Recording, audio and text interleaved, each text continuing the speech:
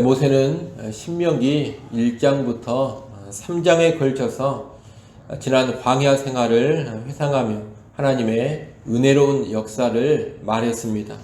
백성의 범죄가 있었지만 하나님께서는 변함없는 은혜로 이스라엘 백성을 인도해 오셨던 겁니다. 가나안 입성을 목전에 둔 이스라엘 백성에게 그러한 하나님의 은혜로운 과거의 역사를 상기시킨 후에 모세는 이제 자기가 선포하는 율법에 순종하라고 명령합니다. 1절, 2절 말씀을 우리가 다시 한번 읽어보겠습니다. 1절, 2절 함께 읽습니다.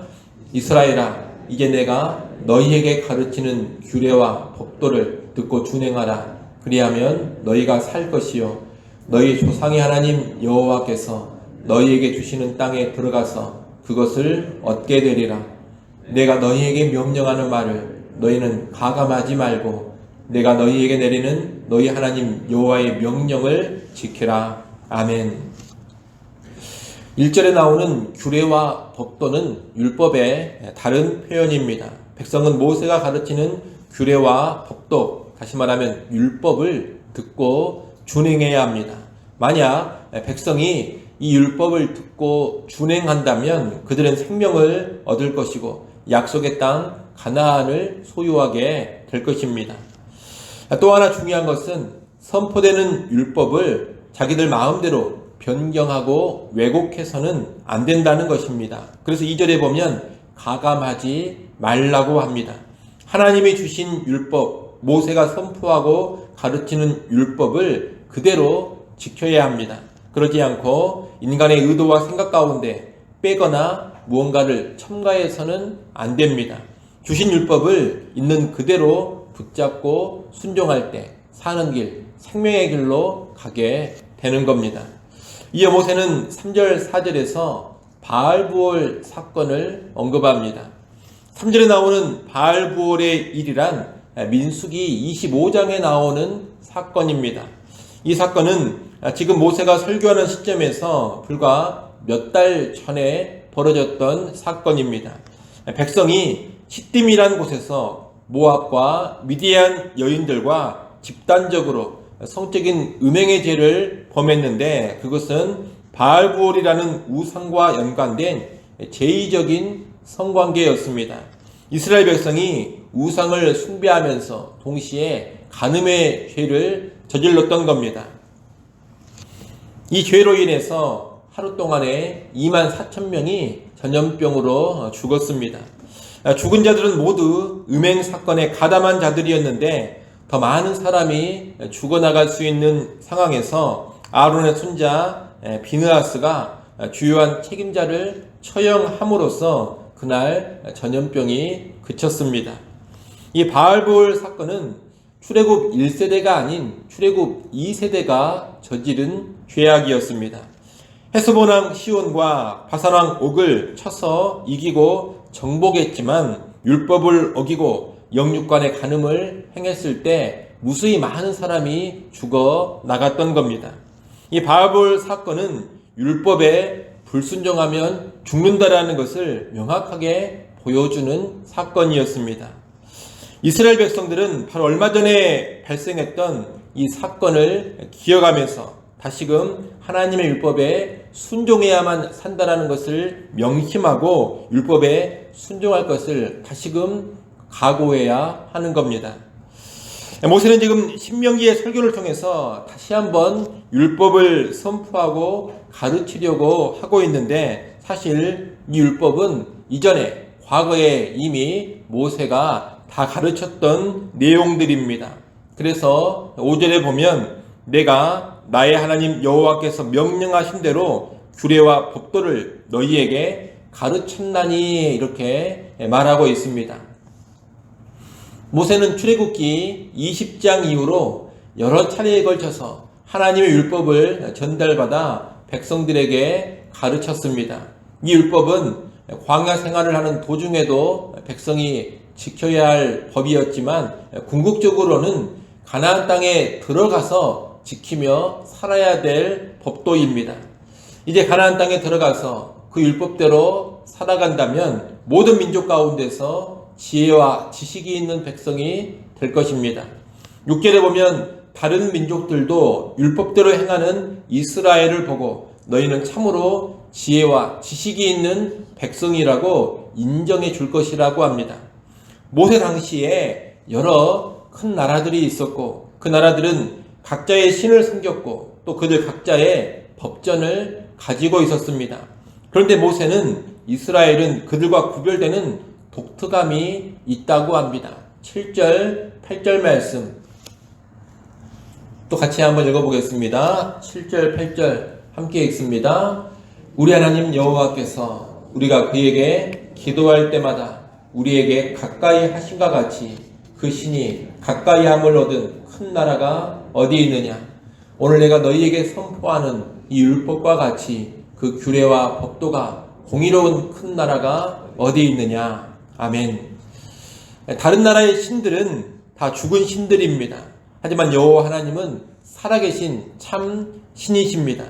이 하나님은 백성이 기도할 때 가까이 계셔서 기도를 들으시는 하나님이시고 임마누엘의 하나님으로서 백성 가운데 함께 계시는, 함께 거하시는 하나님이십니다.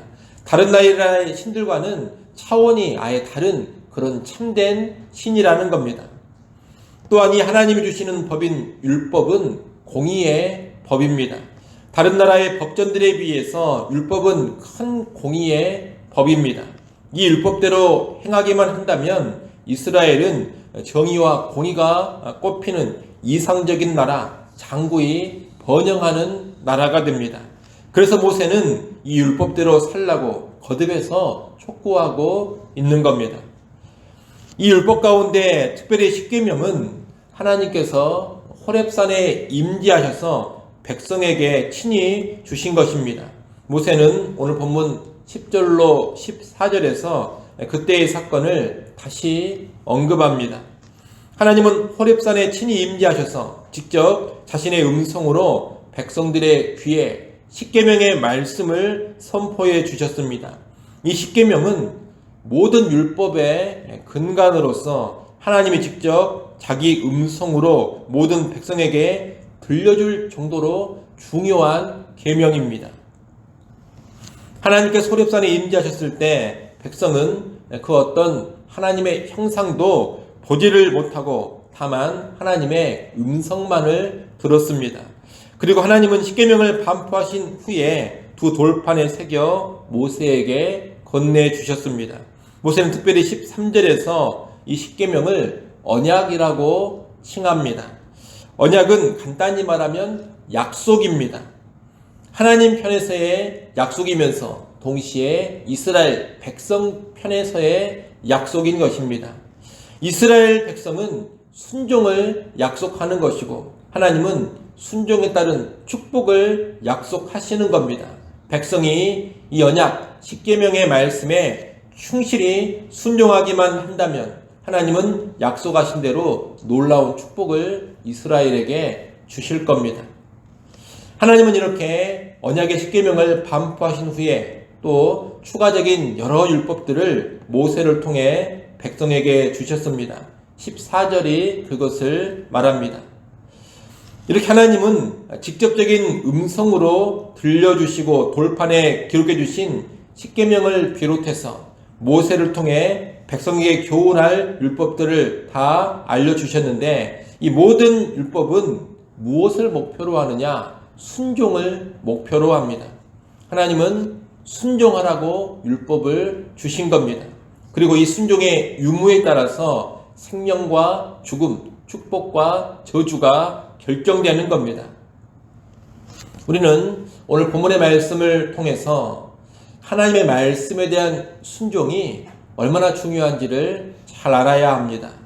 예수님을 믿고 하나님을 섬기는 삶의 핵심도 다른 것이 아닙니다. 바로 순종입니다. 어떤 감정이나 느낌, 종교의식, 신비한 체험이 신앙의 핵심이 아닙니다. 하나님의 말씀에 대한 순종이 우리 기독교 신앙의 핵심입니다. 말씀을 듣고 말씀을 배우고 알아가는 것도 무엇을 목표로 하느냐? 순종을 목표로 합니다. 단순히 지식만을 확장하는 것은 아무런 의미가 없습니다. 이렇게 순종이 있을 때 지식의 백성, 지혜의 백성이 되는 것이고, 순종이 있을 때 세상 가운데서도 인정받는 하나님의 백성이 되는 겁니다. 또한 순종이 있을 때 살게 되고 복된 미래를 보장받을 수 있게 되는 겁니다. 개인과 공동체의 장구한 번영이 어디에 달려있느냐? 오직 순종에 달려 있습니다. 그러므로 오늘 우리는 신앙생활을 함에 있어서 다시금 순종의 중요성을 마음 깊이 새겨야 하겠습니다. 여러분, 기독교는 종교의식이 핵심이 아니라고 이미 말씀을 드렸습니다. 감정과 느낌이 핵심이 아니라고 말씀드렸습니다. 어떤 특별한 체험이 핵심이 아니라고 말씀을 드렸습니다. 종교의식, 예전, 감정과 느낌, 신비체험, 기적체험 이런 것이 핵심이 아니라 오직 말씀에 순종하는 것이 기독교 신앙의 핵심입니다. 그러니 내가 얼마나 종교의식에 많이 참여하고 있는가, 이것으로 만족하면 안 됩니다. 또 나의 감정과 느낌이 어떤가, 여기에 너무 매몰되어 있어서도 안 됩니다. 내가 어떤 특별하고 신비한 체험을 얼마나 많이 했는가, 이것으로 뿌듯함을 느껴서도 안 됩니다. 그런데 몰두할 것이 아니라 철저히 어디에 집중해야 되느냐? 순종에 집중해야 합니다. 그리고 우리의 신앙을 점검할 때 그런 체험이나 느낌을 살필 것이 아니라 순종을 점검해야 합니다. 나는 정말 제대로 순종하고 있는가? 이것을 점검해야 한다는 겁니다. 아무리 화려하고 거대하고 열정적인 종교의식이 있다 하더라도, 수많은 체험이 나타나고 경험되어지고 있다 하더라도, 또 아무리 뜨거운 열렬함을 가지고 있다 하더라도 순종이 없으면 아무것도 아닙니다. 그런 것을 다 가지고 있어도 순종이 없으면 결국 다 죽게 되는 것이고 다 망하고 마는 겁니다. 순종이 없으면 교회도 결국은 다 무너지고 마는 겁니다. 그만큼 순종이 중요합니다.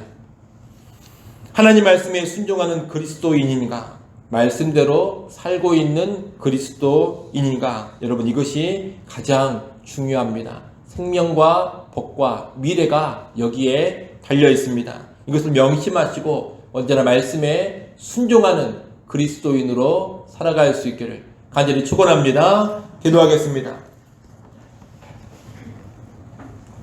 하나님 아버지, 하나님이 우리에게 주신 말씀에 순종하는 것이 얼마나 중요한 일인지를 가슴 깊이 새기게 하여 주시옵소서. 하나님 주신 말씀을 가감하지 않게 하시고 하나님 주신 그 말씀 그대로 순종할 수 있는 순종의 백성들이 다 되게 하여 주옵소서. 순종하여 사는 길로 가게 하시고, 순종하여 복받는 길로 가게 하시고, 순종하여 미래가 열리는 길로 가게 하여 주시옵소서. 오늘 하루 살아갈 때에도 순종에 집중하게 하시고, 또 우리가 신앙생활 해나갈 때에도 다른 것에 매몰되지 않게 하시고 오직 순종에 집중하며 나아가게 하여 주시옵소서. 하나님, 새벽 시간 하나님께 나와 엎드려 기도할 수 있게 해주셔서 감사합니다. 겸손하게 기도하는 시간 되게 하시고 우리의 모든 형편과 상황 속에서 철저히 하나님 한 분 의지하는 기도의 시간 되게 하여 주옵소서. 믿고 의지하며 구하며 나갈 때 하나님이 응답해 주시리라는 믿음으로 기도케 하여 주옵소서. 오늘 하루 살아갈 때에도 살아계신 하나님, 부활하신 예수 그리스도와 함께하며 동행하는 하루 되기를 원하오며 예수님의 이름으로 기도드리옵나이다. 아멘.